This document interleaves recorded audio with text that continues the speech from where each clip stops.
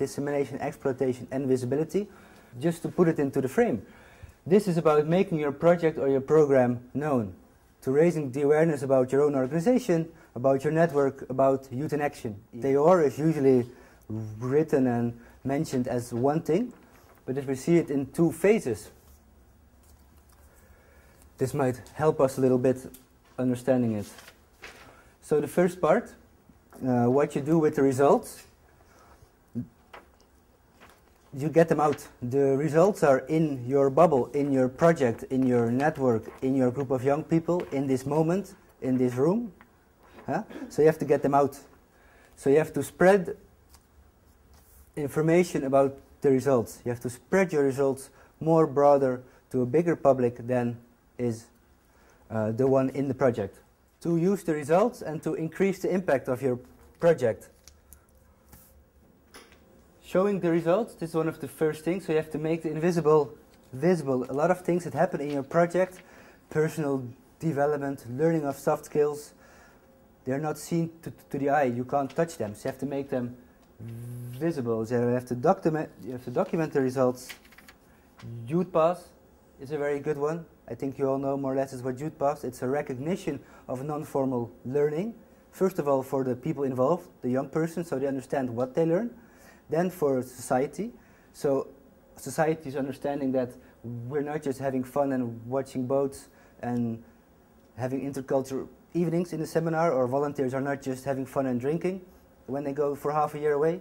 They're actually doing something with a purpose, with a development idea behind it.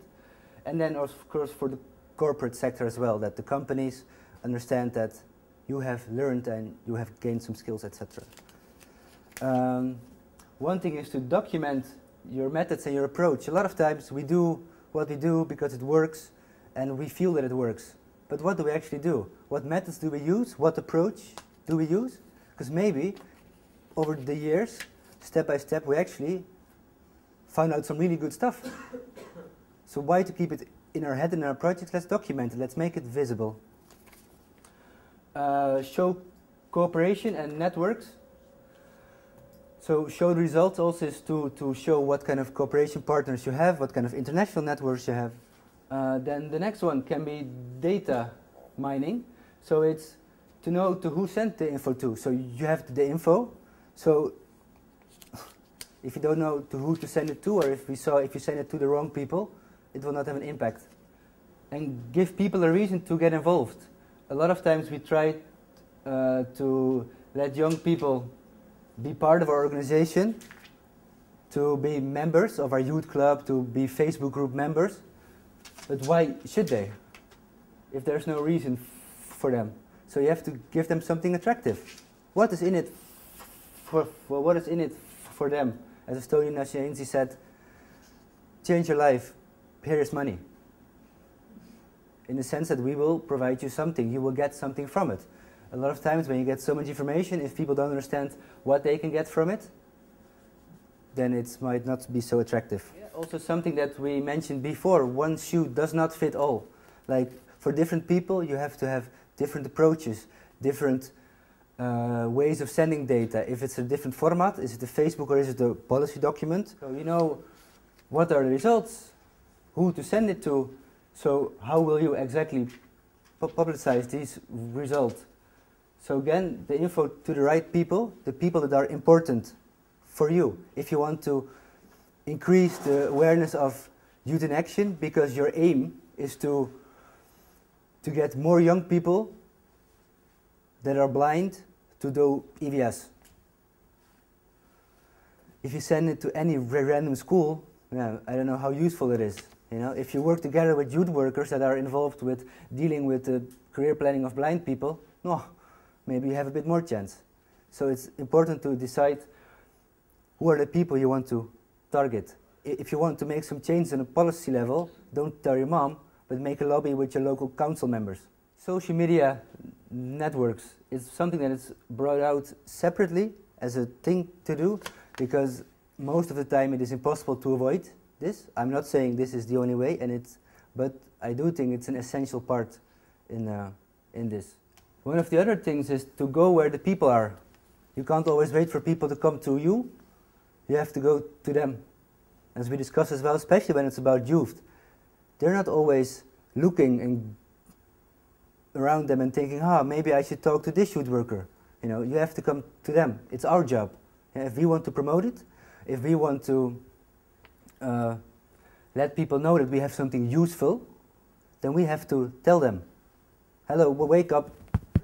There's lots of people that have many contacts with different target groups and different specialists, yeah? It's different youth workers, different social workers, different municipality workers, and they all have their own contacts and their own target groups. So use them, or maybe somebody famous. This is also something that they do.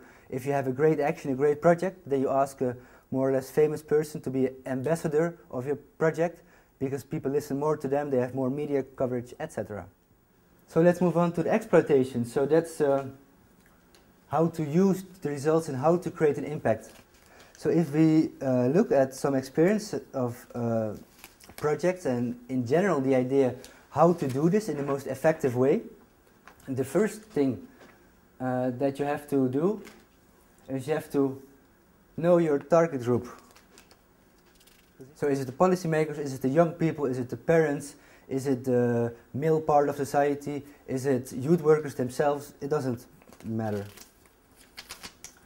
Then you have to test your product as well, because a lot of times we have a great idea, but we never try it out. And if you look from a design point of view, people that studied making products, if you tell them, let's skip the testing phase, let's just have an idea, make it and put it in the world, they will say that you're crazy. This is a waste of money, because half time it will not work. But we do it in youth projects. Do we really test our flyers, our text? Do we really test our pins and our t-shirts? Do they work? Do they have the right effect? And if they don't, only half of the time, maybe we should think of something else.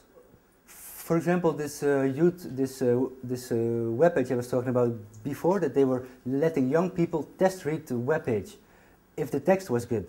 And then they discovered that the text was too much, young people would not read it to start with. So you can test this, yeah? So you also need the translation. We talked a lot about it before. What's the language of young people? What's the language of policymakers? What's your language? How do you translate this? Not only words, but pictures. If we think that people think in quick pictures, people, when they visit the website, they want to take little bits of information and put them together, how it's appropriate for them. We have to translate what we tell them in their language if we want them to understand it. And the last one is nothing about us without us, which I think is not only about your whole project, but it's about, if you want it to have a result, let the young people make it. Let them be involved in the least. Because this is the way that young people will really participate, feel the ownership, and then you don't have to force them to, please come and talk, get an information meeting about your project. Can you do this? Can you please make a comment on our webpage? Can you please send us some pictures? Can you please write the article? No, if they feel it, if they want to, if it's their project, then they will do it from themselves. I'm not saying this is easy, yeah? It's the challenge of youth work in general, to motivate people to be intrinsically motivated, but still. Make statistics. As I said, a lot of times this informal, mostly non-formal learning projects are very useful, and I'm convinced, and I'm sure you're convinced as well about this, but not the whole world thinks like this. There's a very big part of where it's like education, the corporate world, society, which is based on formal things, which is very good as well. So we have to find a way to cooperate, to connect these things. So sometimes you might have to make some statistics, yeah? If you want to use your products and results, you have to tell people why it works, what's the difference, what's the result, yeah? What's the benefit? And of course there's more formal things like conferences, these kind of things, places where you can spread your knowledge. So it helps to put your project in a longer framework of time, yeah? Not to just see it as this week, but no, in 10 years, because in the next 10 years, the young people will tell them and they will tell their children. Well, it's a bit extreme, but still. It is about the budget lines as well, because you have a great idea, but if you didn't put it in your application and you didn't get the money, you can have many great ideas. But you can't do it because you can't pay the cost to press something or the cost to whatever. So you have to make something that is independent of time and context. So you have to keep in mind who will see it, when they will see it, in which context. Do people know about you? Because now in this room we all know about Youth in Action, about what they are, we all have done some projects. But if we want to show this to somebody else that is not involved in the youth field, we have to add some information to make it independent of this specific context at the moment. If not, they will just get lost. So one other thing is the follow-up activities of participants and partners. So a lot of times there's a great energy, a great momentum in the project. People are active, they're motivated, they have these ideas, it's fresh in their head, and then they go home to their own reality, to their own everyday work or their school or whatever they do, and it gets lost a bit. Maybe sometimes they check each other on Facebook, they make 2 comments in the blog, and then they have their own stuff to do. So you have to keep the momentum. So to do this, you can again put the activity in a longer framework.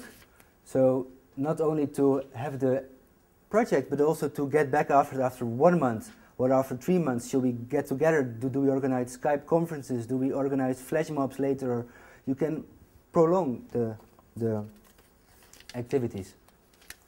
The youth pass is again something that will stay with you, and just keep in touch. Everybody always exchanges email addresses and always says, yes, let's keep in touch. When you're in my country, come to visit. Let's see each other on Facebook. But how many people do you really stay in touch with? So if you think this is necessary, that might be useful to keep this impact going, then you have to make a mechanism for this. Think of something. How do we do this? Is to see the big picture.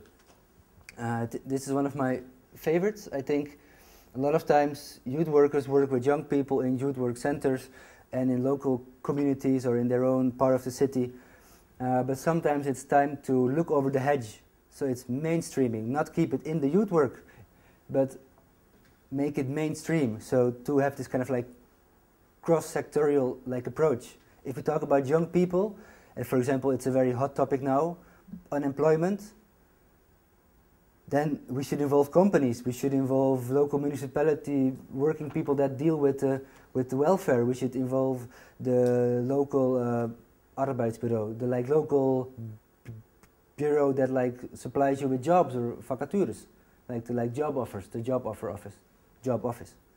So if you talk about this, then why only talk with youth workers? Then you have to talk with companies, local municipality,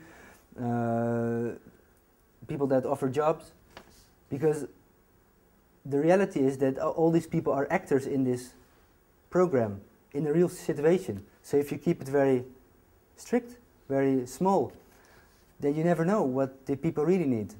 Yeah? Because I have a certain idea as a youth worker about why somebody should hire this great talented young person.